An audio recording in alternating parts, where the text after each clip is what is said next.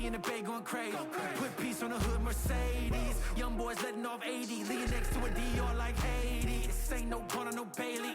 No internet clown gon' play me. Money ain't never gon' make me. I can win with a couple bucks like Brady. And she ain't baby, you cannot shame me. What they gon' pay me to shut my mouth? Ain't gotta okay me, then they gon' save me. I'm finna stay free on the house. But I think this speaks to even a greater conversation, and I want to hear from the singles before hopping into the married folks. I don't know about you guys, but in the church, it almost seems like self-control is only for the single person when it comes to expressing your sexuality. But self-control is also a necessity within marriage. And I didn't realize that till I got some married friends around me, because you think as a single person, oh, I'm single, I just got to hold out till I'm married. And if I can have self-control until the I do's, then it's free game. And whenever, however, all of that good stuff. And then you start realizing, yeah, to Yosh's point, traveling, sickness, illness, pregnancy. There's a lot of different things that play into life, and you can't always have sex. So self-control. But yeah, speak to that. Have you guys as single people, as us single people, have you guys ever felt like, oh man, I just got to hold off till marriage? Or what does your pursuit of self-control look like as you wait to get married? Well, it's not easy, because as a single person, you do want to get married, you do want to have sex, but at the same time, in your singleness, you have to also realize, how can I maximize my singleness for the glory of God? When you idolize, sex, or your satisfaction being met in that way, I don't know, for me, I just like the book we read, like The Purpose of Singleness. He said something about a lot of us, we idolize marriage and we despise singleness because we don't see the reality of what goes into marriage.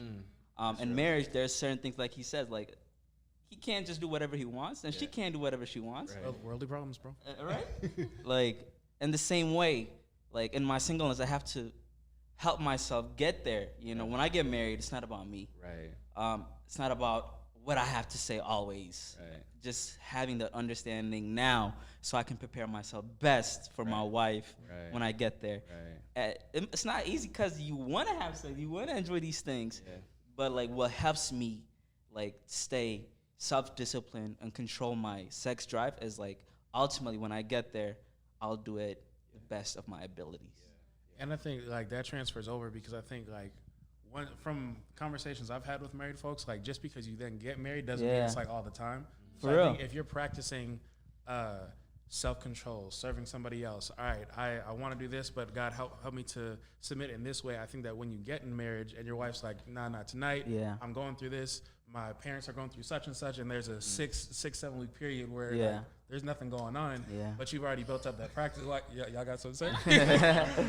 Like the question was towards singles, but they're talking a lot about marriage over there. I mean, but yeah, so I think that like the two go hand in hand. So I think like what we practice like in our singleness, like that plays a large role into like when we get into a relationship, when we get into marriage.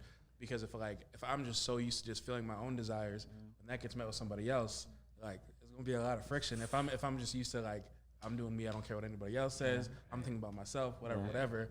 I know that for myself, like I can be a selfish person sometimes. So then like when somebody else presents their desires and they're like, what about me? It can sometimes take a minute, because if I'm used to like, what about you? You know what I mean? Like that becomes a problem. Like, that becomes a point of tension. I think that's what like really helped me. The book actually really shaped how I viewed sex and singleness, like how we should stay away from it, like abstinence, but what sex looks like in marriage. So that gave me a reality of like what to expect. So I can prepare myself best now. And that really changed my life. Like before then I was like, when I get married, it's on. We getting on every day, all day, 24, whenever. All day, whenever. Like, cause like culture tells you, you can have sex however you want, whenever you want, like a phone call away, a text away, an app away, a swipe away, a swipe away, So like for me, it's just like understanding, it's not always about me. And I had made it like that for the longest until I read that book. I was like, marriage is not about me. It's about us. It's about serving one another and reflecting Christ. So that has really shaped my understanding of what sex looks like And in marriage. Yeah, go ahead. Go ahead, Bishop. I'm gonna shift real quick, and then we can bring it back. I think in addition to that, like seeing the weight that like the Bible puts on marriage, that like married folks put on marriage. So like I use this example a lot, but like Yoni and Liz, like, so I would go to our small group at their house. Like it's one thing to like see the cute pictures and the announcements for like the pregnancies and stuff. It's another thing when I go over there when like he has work that he has to get done. Liz is upset. One of the kids is sick. There's dishes in the sink. Another baby got to get changed. Another one. It's just like there's a lot going on, and all those things are cool. But like that's not the stuff that we see on social media. And people, even when they present it, it's like it's not always cute. It's like no, it's deeper than that. It's like yo, like It's ugly. You know, It's for ugly, real, like, yeah. and it was to the point where it was like I wasn't scared to get married, but it was like it gave such a sobering perspective to know like yo, this is like a real commitment because if you're really about it. On days like that, that's where he's like, I'm here. I'm not going anywhere. I'm not ending this. I'm here like until tomorrow when it's a good day, or if it's not a good day. If it's like this the rest of our lives, I'm committed to this.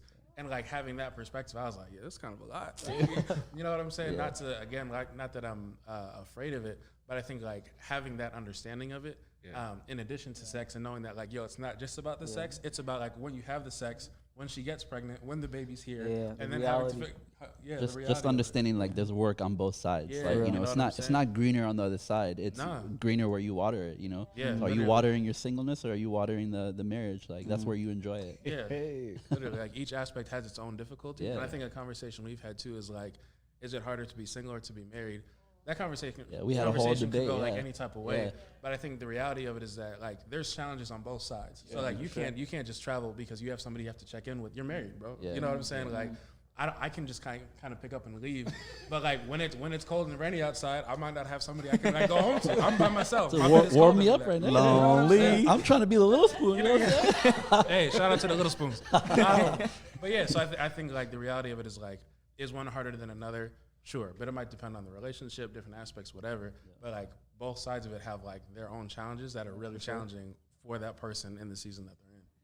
Parker, bro, whoever you end up with, they're about to be a tablespoon. Forget a little spoon, bro. Tablespoon. Teaspoon, That was bro. good. That was good. Feel like this ain't clout. This isn't real life. I got a real life. Price is better and it ain't no doubt. I ain't got time to debate. There's countries to save. Afghanistan, Cuba, I pray.